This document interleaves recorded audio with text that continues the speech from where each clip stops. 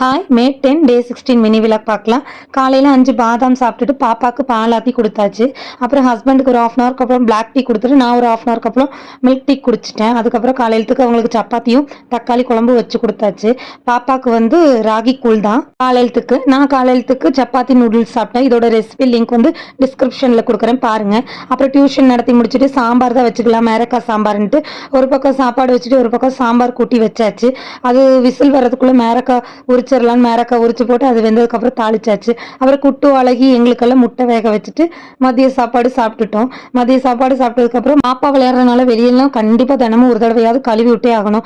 வெளியெல்லாம் கழுவிட்டு அதுக்கப்புறம் வீட்டுக்குள்ளே வந்து அடுப்பெல்லாம் கழுவி முடியும் போதே 4 மணி ஆயிடுச்சு. அப்புறம் கொஞ்ச நேரம் டியூஷன் பசங்க 5 o'clock வந்துருவாங்கன்னா அவங்களுக்கு டியூஷன் எல்லாம் நடத்தி முடிச்சாச்சு.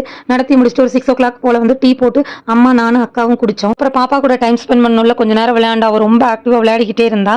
விளையாடி டயர்ட் ஆகிட்டா, வந்து இழைச்சி போயிட்டு அந்த அளவுக்கு விளையாடிட்டே இருக்கா. அதுக்கப்புறம் நைட் ஒரு குளியல போட்டால் தானே தூங்க முடியும். ஒரு குளியல போட்டு வந்துட்டு அவளுக்கு சாப்பாடு ஊட்டிட்டு நானும் சாப்பிட்டேன். சேலரி டேனால கடையில் வாங்கியாச்சு. அப்புறம் என்ன, தூங்கிட்டேன். தேங்க்யூ.